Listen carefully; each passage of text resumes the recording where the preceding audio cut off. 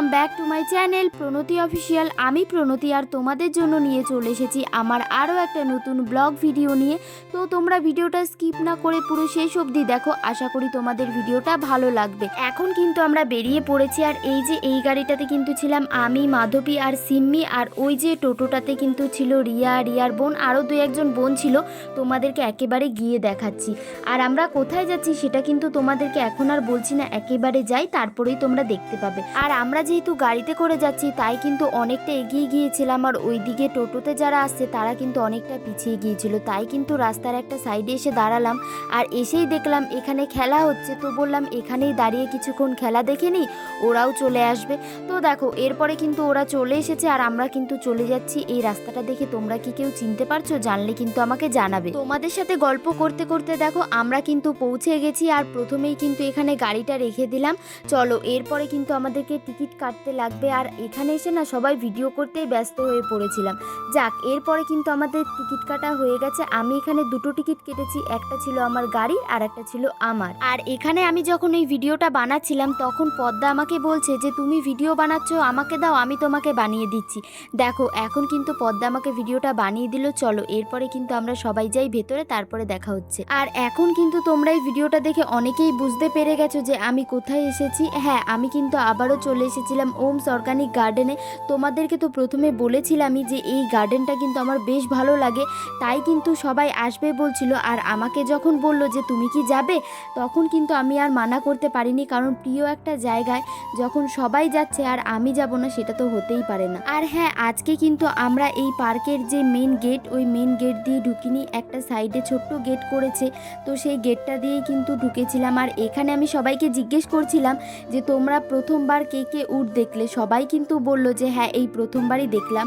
আমি যতদূর জানি আমাদের কিন্তু দুর্গাপুরের মধ্যে এখনো কোথাও উট আনেনি, এই প্রথমবার ওমস অর্গানিকেই কিন্তু উট এনেছে। উট দেখে নেওয়ার পর কিন্তু আমরা চলে এসেছিলাম এই যে ফুল মাঠটার কাছে। আর এখানে না আমরা ভেবে রেখেছিলাম যে অনেকগুলো ভিডিও বানাবো, তো দেখা যাক যে কতগুলো ভিডিও বানাই। আর এই যে এটা কিন্তু মেন গেট ছিল, আর এখানে না উটে করে কিন্তু অনেকেই ঘুরছিল। এখানে তোমরা দেখো ফুল মাঠটা দেখতে কত সুন্দর লাগছে, তাই না?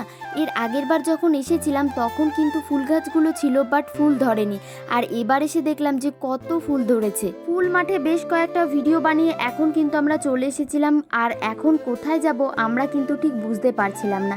আর এই যে এখানে কিন্তু তোমরা টিকিট কাটতে পারো, মানে যদি তোমরা বোর্ডে চাপো বা সাইকেল নাও সেটার টিকিট কিন্তু এখান থেকেই কাটতে লাগবে। আর হ্যাঁ, কারা কারা এখনো পর্যন্ত ওমস অর্গানিকে গেছো সেটা কিন্তু আমাকে অবশ্যই কমেন্টে জানাবে।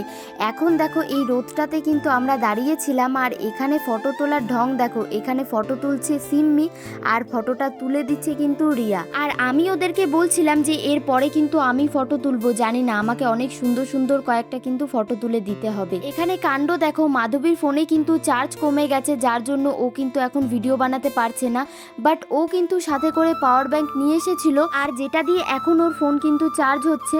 এখন কিন্তু আমরা চলে এসেছিলাম পাহাড়ে উঠে যাওয়ার জন্য। আর আমি কিভাবে পাহাড়ে উঠছি দেখো তোমরা, মানে এটা জাস্ট একটু আমি মজা করছিলাম সবার সাথে। কথায় তো আছেই যত হাসি তত কান্না। দেখো সবাই কিন্তু পাহাড়ে উঠে গেছে, আমি আর রিয়া কিন্তু পাহাড়ে উঠতেই পারছি না। আর পাহাড়ে ওঠার সময় দেখো রিয়া কিন্তু এখানে পড়েই গেল, আর সেটা দেখে কিন্তু আমার খুবই ভয় লাগছিল। আমি কিন্তু বলছিলাম যে থাক থাক, আমি আর পাহাড়ে উঠবো না, আমি এখানেই ঠিক আছি। আর কে শোনে কার কথা, ওইদিকে কিন্তু মাধবীরা চিৎকার করে ডাকছিল আমাদেরকে যে তোমরা তাড়াতাড়ি আসো, এরপরে আমরা কিন্তু পাহাড়ের ওপরে ভিডিও বানাবো। আর রিয়াকে বলছিলাম তুই যাবি নাকি? ও তো বলছে যে না না আমি আর যাব না, এরপরে কিন্তু আমি যাব সোজার নিচে, কারণ তোমরা তো দেখতে পেলে যে একবার পাহাড়ে উঠতে গিয়ে রিয়া কিন্তু পড়ে গেছে, আর সেটার জন্যই কিন্তু ও বলছে যে আমি আর পাহাড়ে উঠবো না। এরপরে আমি ভাবলাম যে চলো একবার আমি চেষ্টা করে দেখি না যে আমি পাহাড়ে উঠতে পারি কিনা। তারপরে দেখো আমি কিন্তু উঠে গেছি, আর এখানে কিন্তু রিয়াও এখন উঠে পড়লো, আর সবাই মোটামুটি কিন্তু আমরা এখন আছি পাহাড়ের ওপরে। চলো তোমাদেরকে একেবারে পাহাড়ের ওপর থেকে নিচের ভিউটা দেখাই। দেখো কত সুন্দর লাগছে, তাই না? এই পার্কটা কিন্তু নিচ থেকে দেখতে যতটা সুন্দর লাগে ওপর থেকে কিন্তু তার থেকেও বেশি সুন্দর লাগে। আমি বলছি না যে নিচ থেকে দেখতে খুব একটা সুন্দর লাগে না, তবে নিচ থেকে যতটা সুন্দর লাগে ওপর থেকে কিন্তু তার থেকেও বেশি সুন্দর লাগে। আর এখানে সিম্মি আর মাধবীর কাণ্ড দেখো, ওরা যে এখানে কি নিয়ে ইয়ার্কি মারছে সেটা কিন্তু এখন আমার মনে পড়ছে না, তাই কিন্তু তোমাদেরকে বলতে পারছি না। তবে ওদের এই কাণ্ড দেখে আমাদের কিন্তু হাসতে হাসতে একেবারে পেটে ব্যথা হয়ে গেছে। দেখো শেষমেশ সিম্মিকে কিন্তু ফেলেই দিল মাধবী। চলো তোমাদের সাথে আবার পরে পরে দেখা হচ্ছে, কারণ এরপরে কিন্তু আমরা রিলস ভিডিও বানাবো যেগুলো তোমরা আমাদের ইনস্টাগ্রামে দেখতে পারবে। অলরেডি কিন্তু আপলোড করা হয়ে গেছে, কারা কারা দেখেছো সেটা কিন্তু আমাকে অবশ্যই কমেন্টে জানাবে। দেখো আমাদের কিন্তু রিলস ভিডিও বানানো হয়ে গেছিলো, আর এরপরে আমরা এই পাহাড় থেকে কিভাবে নামবো বুঝতে পারছিলাম না। তখন মাধবী আমাদেরকে দেখাচ্ছে যে এই দেখো আমি যেরকমভাবে নামছি এরকমভাবে সবাই নেমে যাও, দেখো নামতে পেরে যাবে। আর সেটা দেখে রিয়া বলছে না না আমি তো এরকমভাবে নামবই না। আর মাধবী তো কিছুতেই শুনবে না। মাধবী বলছে যে চলো আমি তোমাকে নামাচ্ছি, যে এরকমভাবে তুমি কিভাবে নামবে। কাণ্ড দেখো, এখানে রিয়ার আর মাধবীর এই অবস্থা দেখে আমাদের তো হাসতে হাসতে পেটে ব্যথা হয়ে গেছে, আর আমাদের আশেপাশে যারা ছিল তারাও কিন্তু ওদেরকে দেখে খুবই হাসছিল। রিয়াকে ওরকমভাবে নামানোর পর মাধবী এসেছিল আমার কাছে যে আমাকেও নাকি ওরকমভাবে নামাবে। যখন মাধবী আমার কাছে আসলো তখন না ওকে আমি এরকমভাবে দেখালাম যে আমার কোনো ভয়ই লাগে না, কিন্তু মনে মনে আমার খুব ভয় লাগছিল। মাধবী যখন বলছে যে চলো এবার তোমাকে আমি নামাই, আমি বললাম আমাকে নামাতে হবে না, আমি একাই নেমে যাচ্ছি দেখো।